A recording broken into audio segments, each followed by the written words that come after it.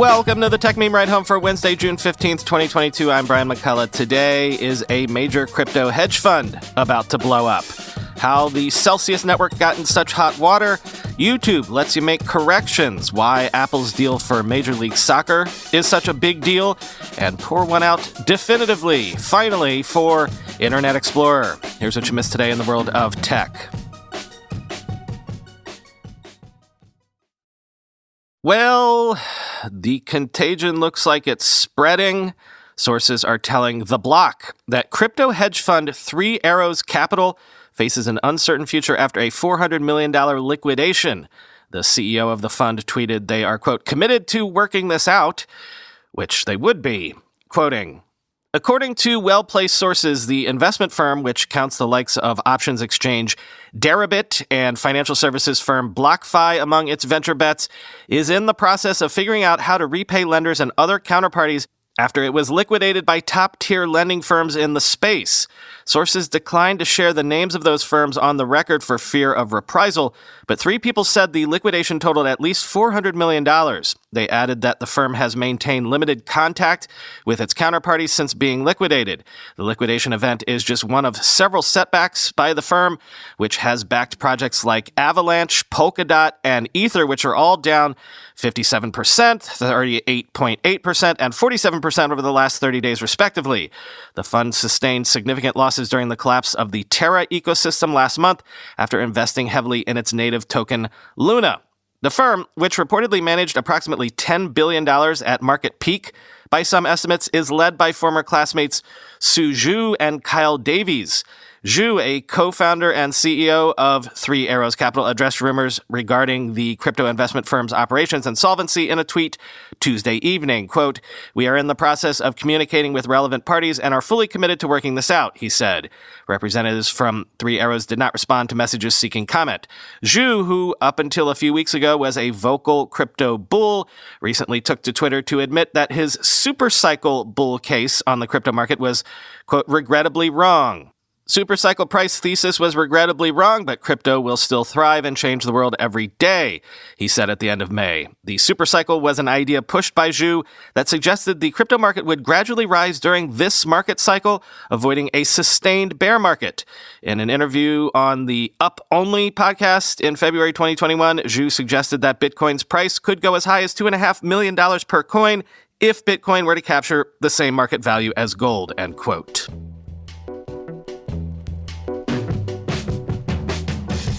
By the way, sources also say that crypto lender Celsius Networks is looking for financing options from investors and exploring other strategic alternatives like financial restructuring, quoting the Wall Street Journal. Last week, Celsius told users that it was pausing all withdrawals, swaps, and transfers between accounts because of extreme market volatility. Celsius is first looking for possible financing options from investors, but is also exploring other strategic alternatives, including a financial restructuring, one of the people familiar with the matter said. Celsius lends out customer deposits to other users to earn a return. The company managed $11.8 billion in assets as of May 17th, according to its website. It offers users annual percentage yields of up to 18.63% on cryptocurrency deposits. The company said it has 1.7 million users, end quote. I'll admit that I didn't know much about Celsius until this recent trouble, though I had heard plenty about these lending projects promising yields the likes of which the world hasn't seen since the days of the East India companies. But according to the Financial Times, while Celsius portrays itself as a simple company offering financial freedom, at the same time, it's been risky trades that have led to this current crisis. Quote, the group, which was founded in 2017, rode the most recent crypto bull run to become one of the most prominent companies offering eye-popping yields of as much as 18% to customers who deposited their digital assets.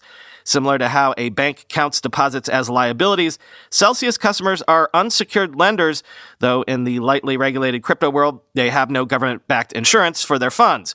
Celsius deployed those deposits in loans to major crypto market makers and hedge funds, as well as into so-called decentralized finance projects.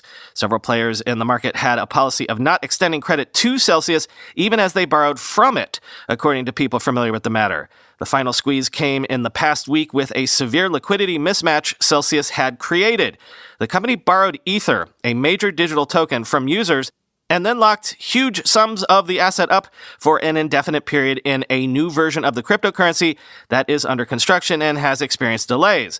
Locking Ether in the new version earned rewards that would eventually be released. Celsius had locked the Ether directly, but also through a service called Lido that issues a derivative of the locked Ether known as Staked Ethereum, or STETH. STETH, maybe?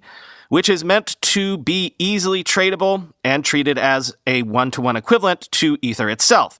It used that STETH as collateral for further borrowings, posting $450 million worth on a platform called Aave, according to public blockchain data.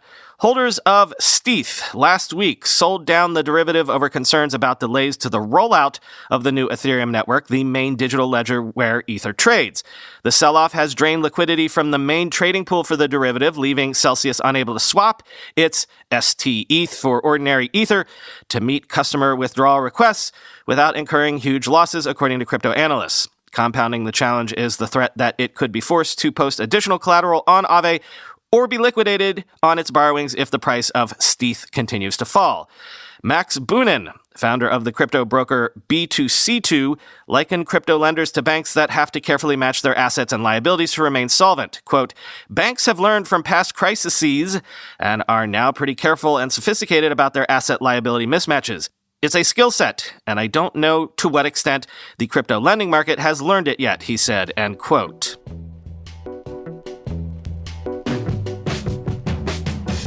YouTube has launched a corrections feature, letting creators add info cards at a relevant timestamp if you want to make a correction, quoting The Verge. Everyone makes mistakes, but if you mess up a fact or flub a line in a YouTube video, it can be hard to correct the error. You can edit and re-upload the video, but that means losing all your comments and engagement metrics. You can add a note to the video's description or pin a comment with the correction, but that might go unnoticed by most viewers. That's why YouTube is introducing a new feature named Corrections that lets creators easily add more obvious corrections. After a video has been uploaded, creators can add corrections that will appear as info cards in the top right-hand corner of a video at the relevant timestamp, but only, it seems, for the first correction in any given video. Viewers can then click on the card to expand the correction notes in the video's description. The feature feels a little ad hoc, but it's still undoubtedly very useful. YouTube shouldn't force creators to choose between amending the record and allowing their videos to perform the best they can, so any tool that helps them do both is welcome, end quote.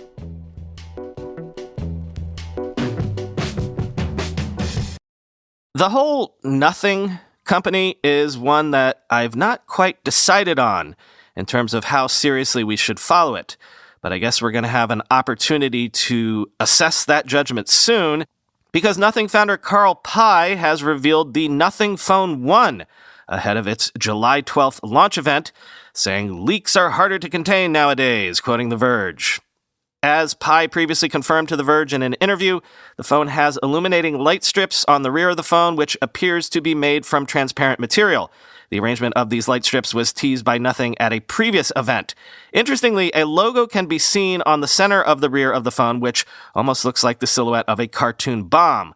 Other confirmed specs of the phone include a Qualcomm Snapdragon processor, wireless charging, and a modified version of Android branded as Nothing OS. No doubt, Nothing plans to slowly reveal more details ahead of the phone's official announcement next month, end quote.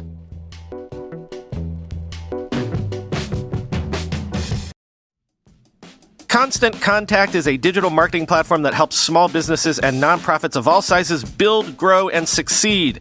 With email marketing, contact management, industry-leading list growth tools, social media ads, and more, Constant Contact helps small businesses connect with customers, find new ones, and sell online, all from one easy-to-use platform. They've been trusted by millions of businesses to help improve their marketing. With a 97% deliverability rate, you can rest assured that your customers and potential customers are getting the right message at the right time. With a simple interface, Constant Contact's easy-to-use platform makes contact management easier than ever. Their list growth tools help you find a bigger audience fast. Lead generation landing pages, text to join, and social media ads are proven to grow your list and drive engagement with your brand. With thousands of integrations, you can sync Constant Contact's tools with the tools you're already using.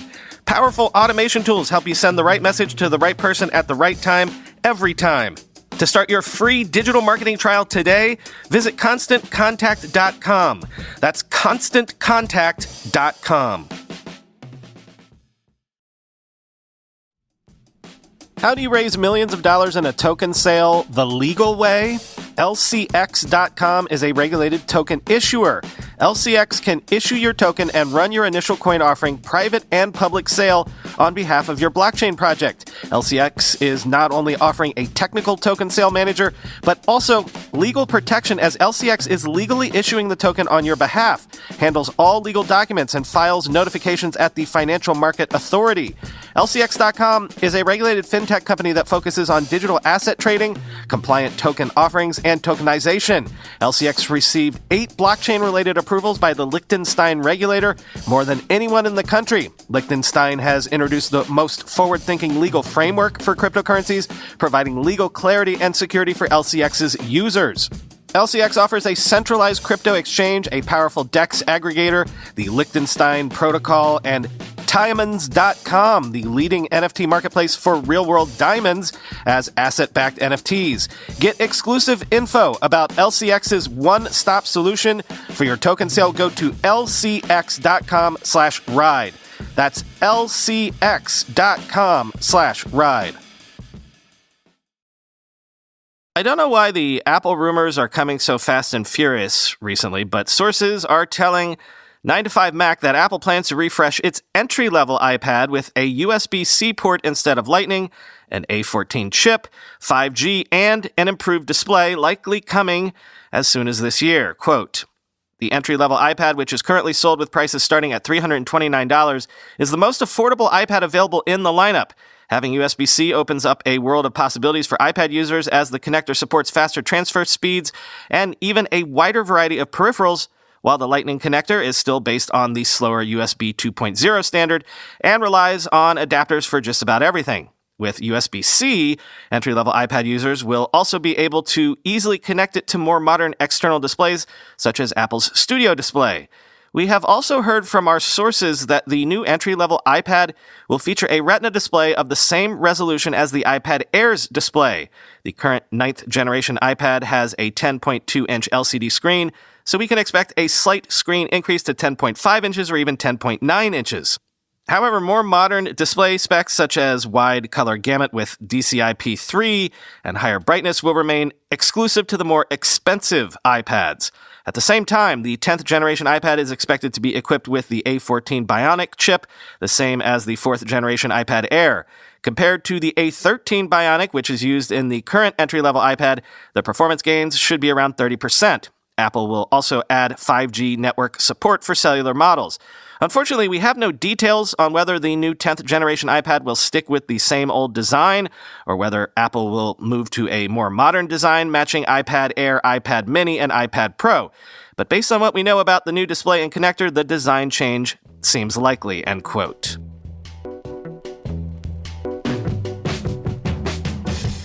Not a rumor, but a fact. Apple and Major League Soccer have announced a 10-year broadcasting deal running from 2023 to 2032, with games available via MLS's Apple TV app or Apple TV Plus. Sources say the deal is worth more than $250 million a year.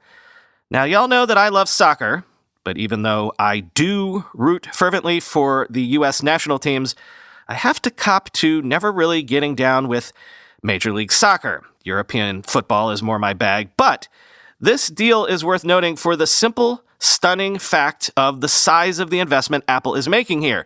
Basically, it's going to own the rights to an entire sport for a decade and paying handsomely to do that. In essence, I've been waiting for something like this to happen, as we've said many times on the show. Shouldn't most major sports be existing inside of apps and on a subscription model, either of their own creation or in participation with some of these major platforms by the end of this decade? Seems likely to me, quoting the Journal. The 10-year agreement unveiled Tuesday will make the Apple TV app the home of all MLS matches available to fans through a variety of programming options. While financial terms for the deal weren't announced, the agreement is worth a minimum of $250 million a year, according to a person familiar with details. The agreement makes MLS the most significant American sports league to move all of its games to a streaming service rather than the bulk of games appearing on cable or broadcast TV. From early 2023 through 2032, fans will access matches by subscribing to a new MLS streaming service available only through the Apple TV app. The price for the service wasn't disclosed. A broad selection of matches in MLS and Leagues Cup, an annual competition between MLS and Liga MX clubs, will be available to subscribers to Apple TV Plus, a premium service for which Apple charges a $4.99 per month monthly fee. A limited number of matches will be available free on Apple TV, which can be accessed by anyone with internet access. The deal encompasses global broadcast rights, an unusual step. Sports leagues typically sell the broadcast or streaming rights to their games by country or region. Increasingly, sports content appears to be a key strategy for many services to bolster content. However, in the streaming era, increasingly, sports content appears to be a key strategy for many services to bolster content. Sports leagues are embracing the battle for online viewership and the potential for capturing younger fans, while traditional TV viewership has struggled. Despite the entire MLS schedule being available via Apple under the agreement, the league will also pursue linear TV deals to simulcast a limited number of games, a move Apple apparently supports. MLS could earn more than the Apple deal's minimum under a revenue-sharing mechanism that would kick in if unspecified metrics related to the MLS subscription service are reached. MLS season ticket account holders will receive access to the service at no additional charge. Although MLS has inspired large, rabid crowds inside stadiums, it lags behind larger leagues in traditional TV ratings. December's MLS Cup final between the Portland Timbers and New York City FC drew 1.1 million viewers on ABC, end quote. But Apple's Eddie Q said of this deal, "It's a partnership. It's not a rights deal. In general, we're interested in growing the game first and foremost," end quote.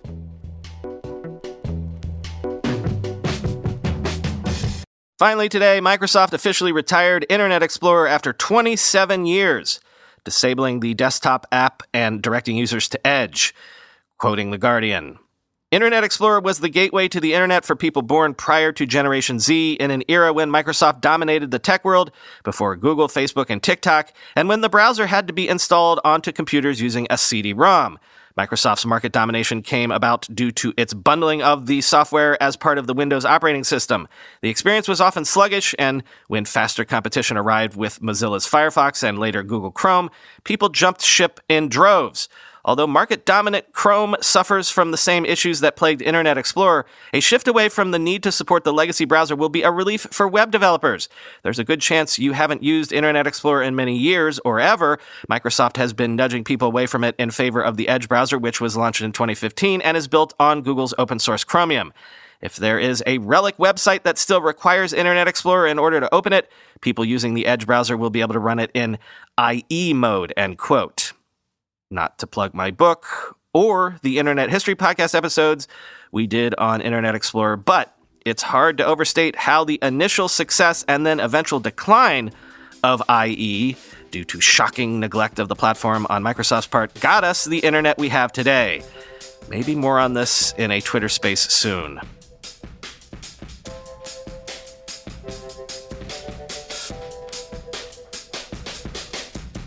Nothing for you again today. Talk to you tomorrow.